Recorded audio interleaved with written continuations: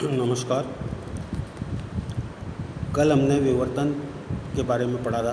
Fresnel और Fraunhofer दो तो कैटेगरी होती है और उनके बीच में अपन ने तुलना करी थी। उसके बाद अपन ने देखा था कि फ्रेनल्स हाफ पीरियड जोन्स। तो फ्रेनल्स के हाफ पीरियड जोन्स क्या होते हैं कि फ्रेनल ने किसी तरंगार के कारण उसके सम्मुख स्थित किसी बिंदु पर प्रकाश की परिणामी तीव्रता ज्ञात करने के लिए कल्पना की कि तरंगार को अनेक ऐसे जोन्स में विभाजित किया जाए कि क्रमागत कटिबंधों से प्रेक्षण बिंदु पर तरंगों में कलांतर पाई हो या पथांतर λ/2 हो। इन्हें फ्रेनल के अर्ध आवर्ती कटिबंध कहते हैं। फ्रेनल के अर्ध आवर्ती कटिबंधों की संरचना चित्र में दिखाई गई है कि ये किस तरह के अर्ध आवर्ती कटिबंध गोल गोल बनाए हुए होते हैं। अब मान लीजिए कि ABCD एक समतल पृष्ठ है, समतल तरंगार्ग है। इस तरंगार्ग के कारण किसी सम्मुख स्थित किसी बिंदु P पर परिणामी तीव्रता ज्ञात करनी है। P बिंदु पर परिणामी तीव्रता ज्ञात करनी है। P से अपन क्या करेंगे, एक लंब डालेंगे जो कि O बिंदु पर काटता है समतल तरंगार्ग को, और इसकी दूरी B के बराबर है। तो O बिंदु P का पोल कहलाता है। तरंगार्ग O से P की ओर गति कर रहा है। प्रेक्षण बिंदु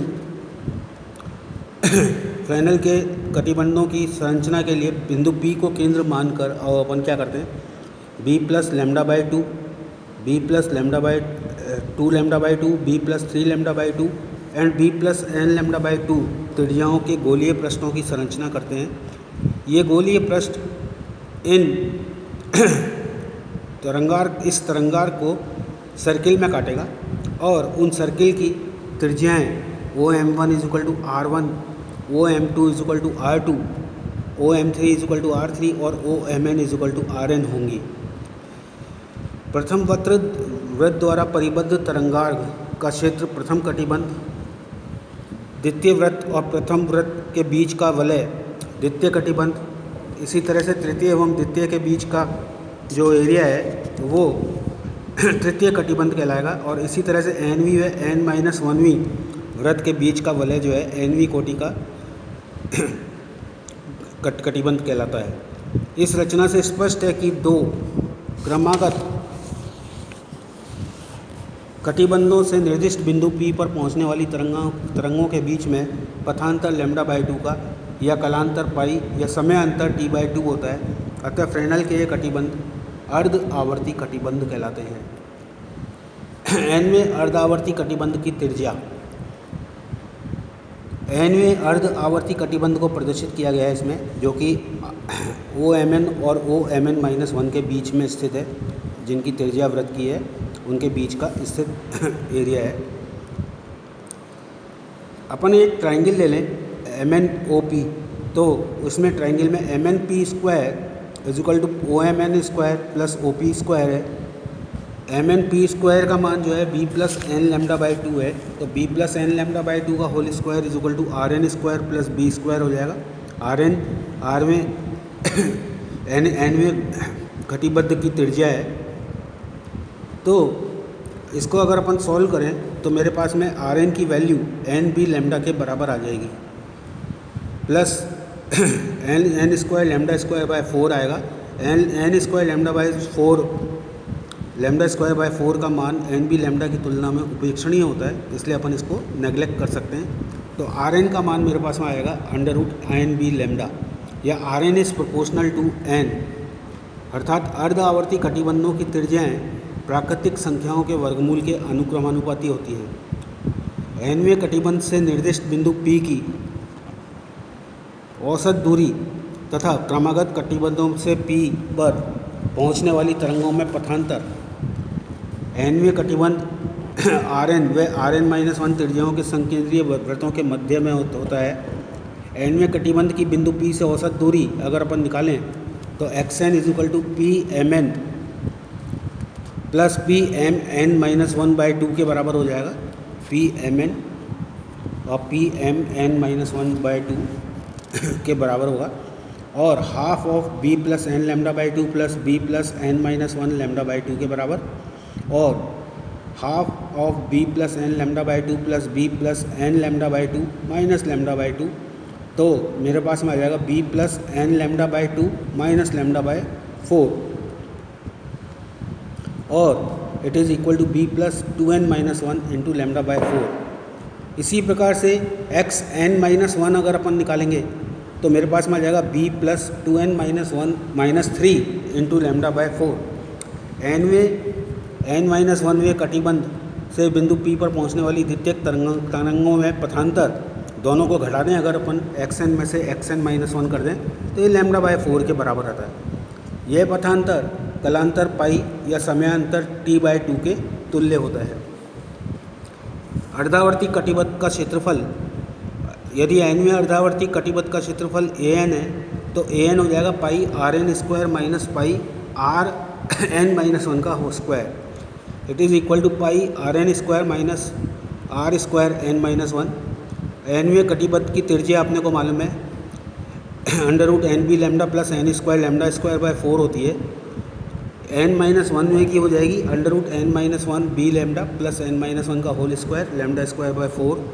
और an का मान अगर अपन निकालें तो अपने पास में पाई बी लेमडा के बराबर आएगा।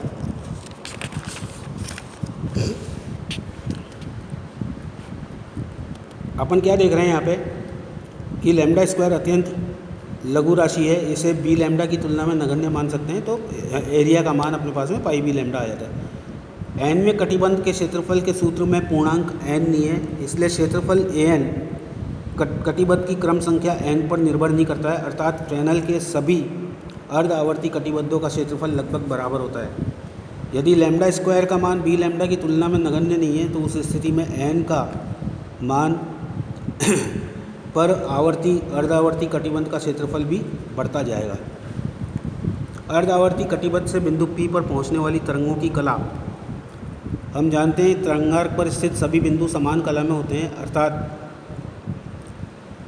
सभी बिंदुओं से एक ही समय द्वितीयक तरंगिकाएँ उत्सर्जित होती हैं, किंतु इन बिंदुओं से पथ की लंबाइयाँ अलग अलग हैं, अतः इनसे द्वितीयक तरंगों को पहुँचने के तरंगों की कलाएँ अलग अलग होती हैं। चूँकि दो क्रमागत अर्ध आवर्ती कटिबंधों के बिंदु P पर पहुंचने वाली तरंगों के बीच पथांतर लेमडा बाई 2 होता है, जो कि पाई रेडियन के तुल्य है, अतः विभिन्न अर्ध आवर्ती कटिबंधों से निर्दिष्ट बिंदु पर पहुंचने वाली तरंगिकाएँ जो हैं वो विपरीत कला में होती हैं। एकांतर कटिबंधों से जैसे पहले, तीसरे, पाँचवें आदि या दूसरे, चौथे, छठे आदि से आने वाली तरंगिकाएँ समान कला में पहुँचती हैं। अर्ध आवर्ती कटिबद्धों के कारण बिंदु P पर परिणामी आयाम, प्रयोगों द्वारा यह स्पष्ट हुआ है कि अर्ध आवर्ती कटिबद्धों के कारण बिंदु P पर तरंग का आयाम निम्न बातों पर निर्भर करता है। कटिबद्ध के क्षेत्रफल के अनुक्रमानुपाती होता है, E0 is equal to a, और बिंदु P से कटिबद्ध की औसत दूरी के व्युत्क्रमानुपाती होता है, अर्थात En is proportional to E0 is proportional to 1/x। बिंदु P पर कटिबद्ध से पहुंचने वाली तरंग की कला पर निर्भर करता है। और यदि कटिबद्ध की तिर्यकता अर्थात कटिबद्ध पर लंब व तरंग संचरण की दिशा में कोण थीटा n है तो आयाम 1 प्लस कॉस थीटा n के अनुक्रमानुपाती होता है, अर्थात थीटा n बढ़ने से आयाम कम होता है। इस प्रकार EON is equal to pi b lambda 1 plus cos theta n divided by b plus 2n minus 1 into lambda by 4 के बराबर होता है या इसके प्रोपोर्शनल होता है, जिससे कटिबद्ध का क्रमांक बढ़ने के साथ प्रेक्षण बिंदु P पर विक्षोभ आयाम घटता जाता है। माना प्रथम, द्वितीय, तृतीय nवें कटिबद्ध से P पर पहुंचने वाली तरंगों के कारण आयाम का मान क्रमशः EO1, EO2, EO3 है, तो EO1 is greater than EO2 is greater than EO3 and so on.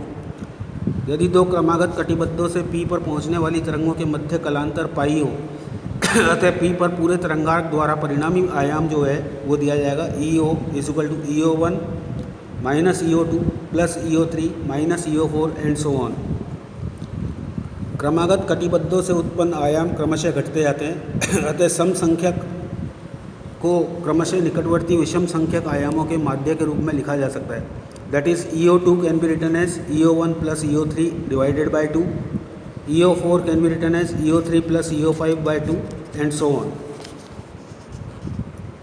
Or EO is equal to EO1 by 2 plus EO1 by 2 minus EO2 plus EO3 by 2 plus EO3 by 2 minus EO4 plus EO5 by 2. ये सब आपस में cut जाएंगी और आपके पास में केवल बचेगा EO1 by 2 plus -1 raise to power n minus 1 EON by 2 यदि कटिबद्ध सम संख्या में है तो। और यदि कटिबद्ध की संख्या विषम है तो मेरे पास में आ जाएगा EO is equal to EO1 by 2 plus EON by 2। व्यवहार में n का मान बहुत अधिक होता है, अतः अधिक दूरी व तिर्यकता के कारण EON का मान करीब करीब 0 के बराबर होता है, अतः EO बराबर EO1 by 2 के बराबर हो जाएगा। इस प्रकार समतल तरंगार्क के सामने स्थित किसी बिंदु P पर संपूर्ण तरंगार्क के कारण परिणामी आयाम का मान प्रथम अर्धावर्ती कटिबद्ध के कारण आयाम का आधा होता है। तीव्रता आयाम के स्क्वायर के अनुक्रमानुपाती होती है, अतः I is equal to EO1 by 2 का whole square that is EO1 square upon 4। या बिंदु P पर परिणामी तीव्रता केवल प्रथम अर्धावर्ती कटिबद्ध से उत्पन्न तीव्रता की 1/4 होती है। Thank you.